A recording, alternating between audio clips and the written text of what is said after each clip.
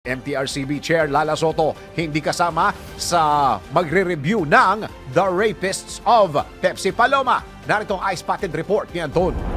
Si MTRCB Chair Lala Soto sa mga magre-review sa pelikulang The Rapist of Pepsi Paloma. Umunay para walang issue kaya't hindi na lamang ito sasama sa team na magre-review sa nasabing pelikula kapag naipasa na ng kampo ni Derek Daryl Yap ang mga requirements na sinabi ng MTRCB. Obvious reason umano na hindi sasama si Chair Lala sa magre-review dahil tiyuhin ito si Vic Soto na tahasang binanggit sa teaser na nasabing pelikula na isa sa mga rapist ang 60 star noong 80s na si Pepsi Paloma.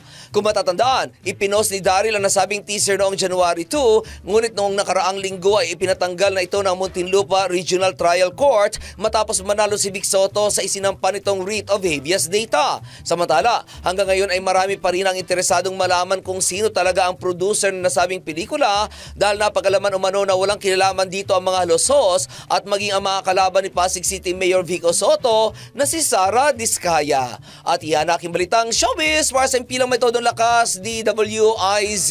Ako si Anton, nagbabalita ng tama, naglilingkod ng tama.